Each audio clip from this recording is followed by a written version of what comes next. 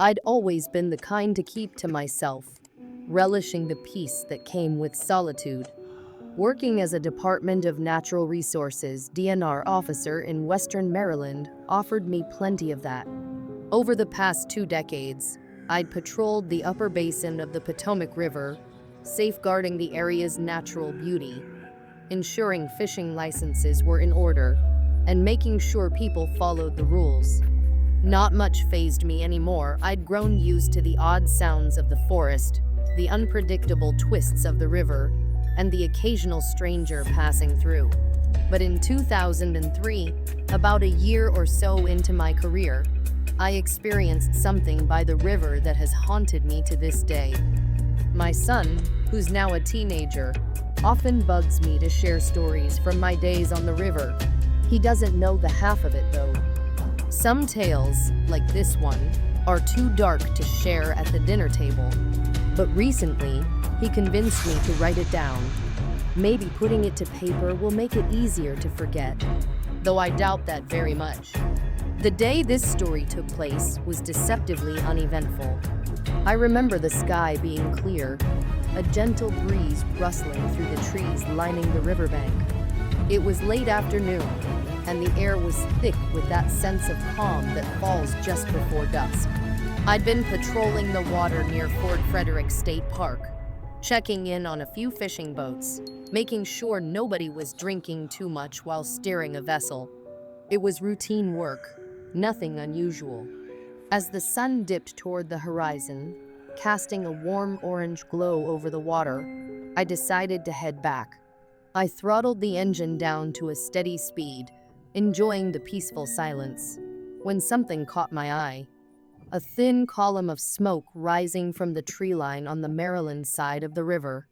Given that this part of the forest was still within state park boundaries, fires outside the designated camping areas were strictly prohibited. I figured it was probably some campers trying to sneak in a late-night fire, and I wasn't about to let that slide. I steered the boat toward the shore, killed the engine, and let the boat glide silently toward the bank. Tying it to a thick sycamore tree, I grabbed my flashlight and quietly climbed up onto solid ground. That's when I first heard it, the faint but unmistakable sound of chanting. Low, rhythmic, like a quiet hum drifting through the trees. I couldn't make out the words, but there was something eerie about it, something that set my nerves on edge. The words didn't sound like English. It was harsher, older Latin, maybe? I'd taken a year of it in high school, but nothing that would help me now. The chanting grew louder as I crept deeper into the forest, weaving between trees and ducking under branches. With each step, the sky grew darker, and soon the only light was the dim beam of my flashlight. I was starting to second-guess myself. I had no backup, just my standard-issue revolver, which had only 6 rounds. I was alone, walking straight into a situation I couldn't explain, but curiosity got the better of me. Finally, I reached the source of the chanting. About 30 yards ahead, a small clearing opened up, bathed in the flickering light of a fire. I crouched behind a large walnut tree, taking cover while I observed the scene unfolding in front of me. Around the fire stood a circle of people cloaked in black robes, their hoods pulled up so I couldn't see their faces.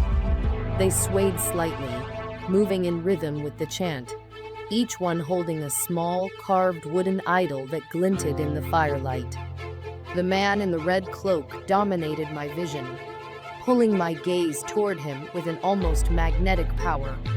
He was different, while the others moved rhythmically, lost in the ritualistic chanting. He stood silent, towering above them like some dark priest presiding over an unholy congregation. He held a dagger in one hand, its blade glinting in the firelight, sharp and meticulously crafted.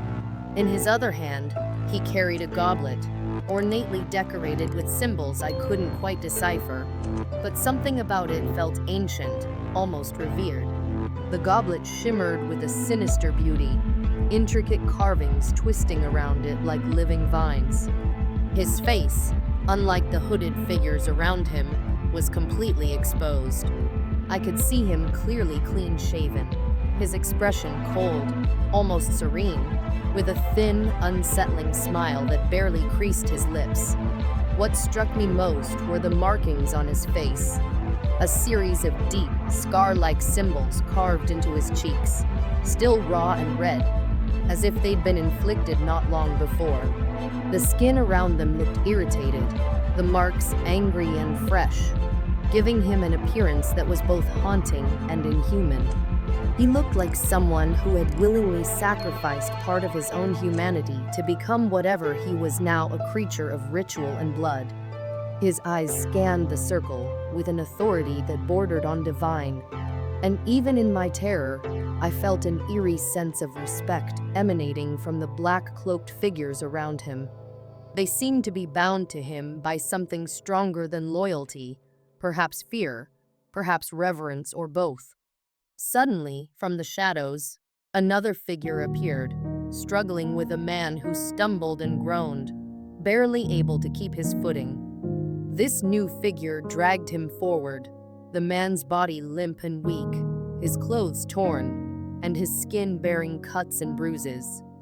Blood smeared his back, and as he was shoved to the ground before the man in the red cloak, I could see that similar symbols had been carved into his flesh. They were deep, crude, and still bleeding, staining his skin with dark rivulets that gleamed under the firelight. The man lay there, barely alive, his chest rising and falling in shallow, labored breaths, his eyes half-lidded, his face contorted in pain and fear. He tried to move, to speak, but his strength was gone. He was trapped, bound not just by whatever had brought him here, but by the physical torture he had endured. The chanting stopped abruptly. The silence fell over the clearing like a shroud, heavy and oppressive, pressing down on me until I could feel the weight of it in my lungs, in my bones. The only sound was the crackling of the fire, its flames casting eerie shadows that flickered across the faces of the cloaked figures. The man in the red cloak stepped forward, and when he spoke, his voice was low and deep, carrying a resonance that felt unnatural, as if the very air vibrated in response. He spoke in Latin, each word sharp and deliberate, imbued with a sense of purpose and menace. I strained to understand, catching fragments here and there. Sacrifice, eternal pact, dark blessings. His words were ancient, words meant to call forth powers that shouldn't exist in this world, words meant to bind something terrible to this place and these people. He held the dagger high, and the flames seemed to respond, flaring brighter as if they, too, were part of the ritual.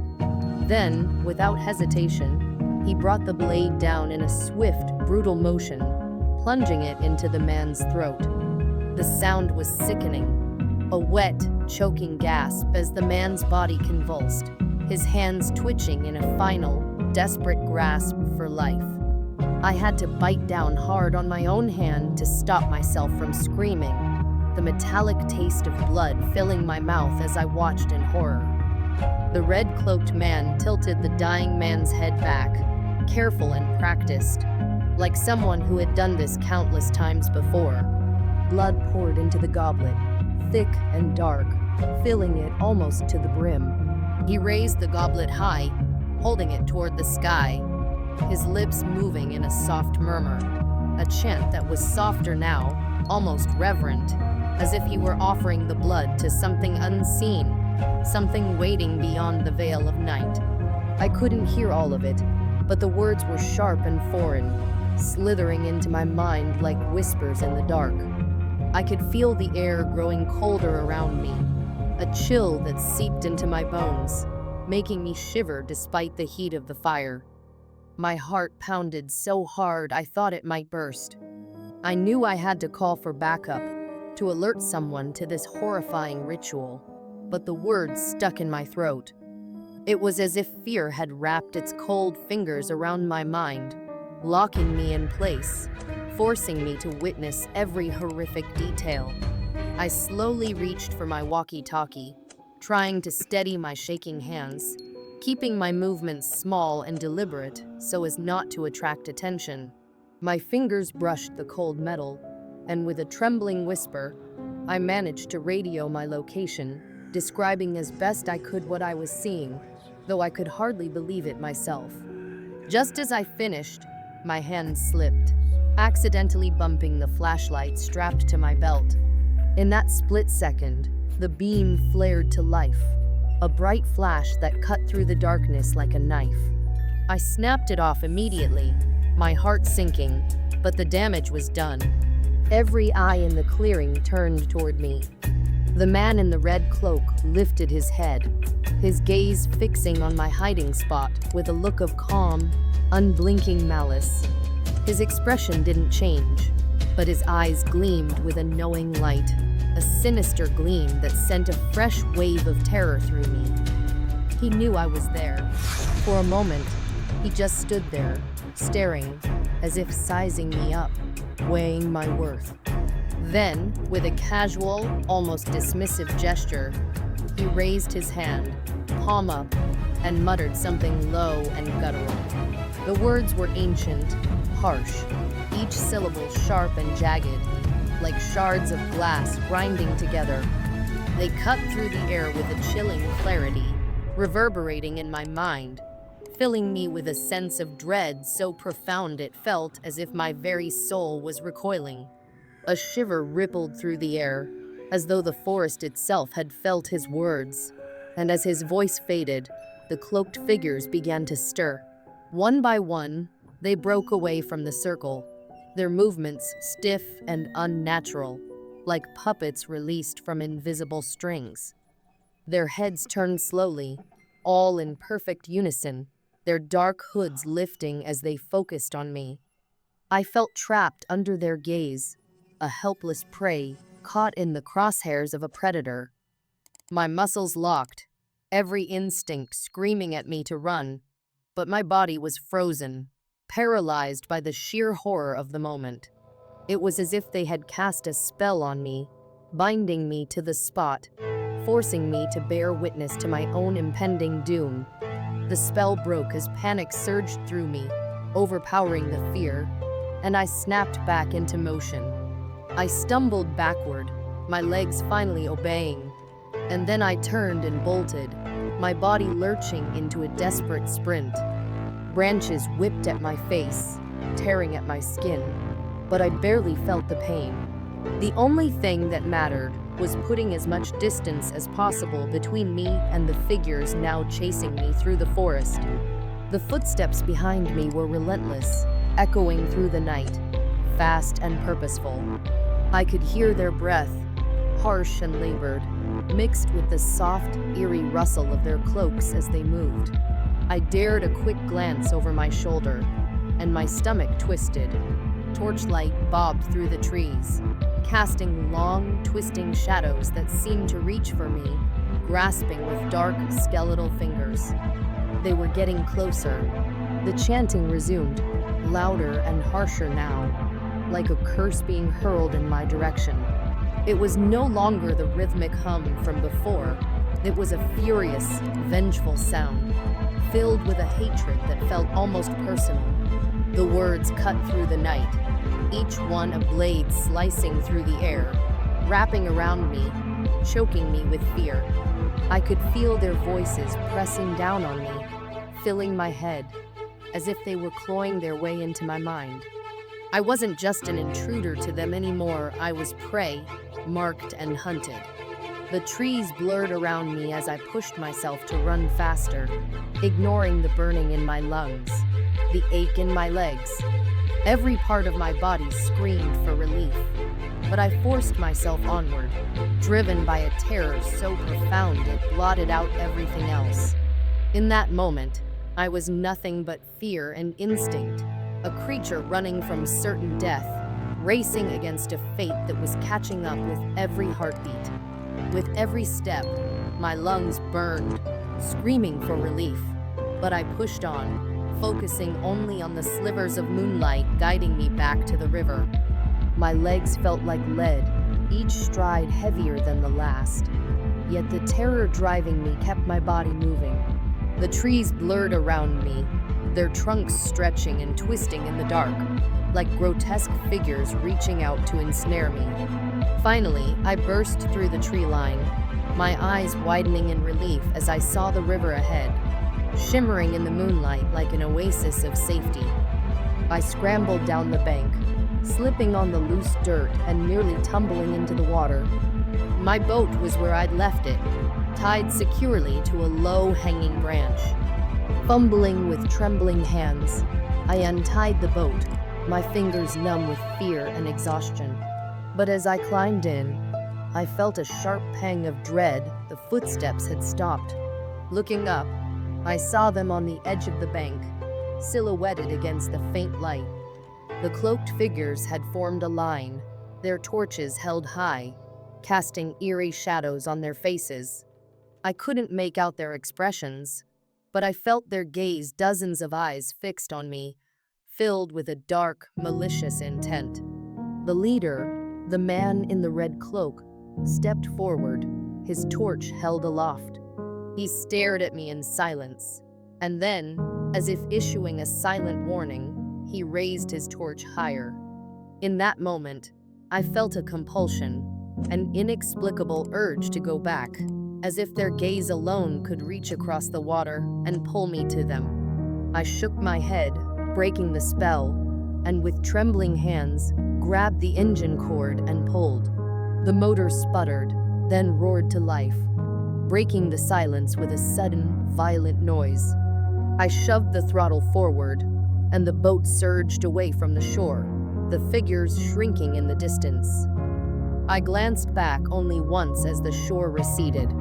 They were still standing there, their figures outlined by the flickering torches, motionless. Even as the boat sped away, I could still hear the faint echo of their chanting, carried by the wind like a haunting melody. It seemed to chase me, trailing behind the boat, lingering in the darkness, filling the night with an eerie reminder of what I'd just witnessed. When I finally reached the dock, I jumped out of the boat, barely taking the time to tie it off. My legs were shaking, my body weak with exhaustion and fear. I practically stumbled to my truck, scrambling inside and slamming the door shut, as if the thin layer of glass and metal could protect me from whatever dark force was lurking in the forest. My hands shook as I fumbled for the keys, and finally, the engine roared to life. I sped down the dirt road, not caring about the bumps and potholes, focused only on putting as much distance as possible between myself and that cursed place. At the sheriff's office, I stumbled inside, breathless, barely able to speak as I recounted everything I'd seen. The words tumbled out, disjointed and chaotic, as I tried to explain the ritual, the figures, the chanting. The sheriff listened, his expression a mix of disbelief and concern. By the time I finished, his face had turned pale. He nodded and put a hand on my shoulder. "We'll look into it," he assured me, though there was a hint of doubt in his voice. "Stay here while we organize a search party." Hours passed before they were ready, but I insisted on joining them. I needed to know that what I'd seen was real, that I hadn't imagined it in some feverish nightmare.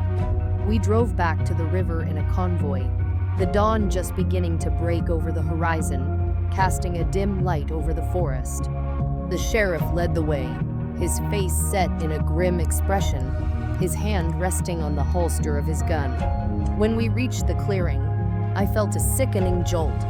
The place looked different, almost too quiet, as if the forest itself had swallowed any trace of what had happened there. The fire was gone, nothing but a small circle of ash left behind, barely visible in the morning light.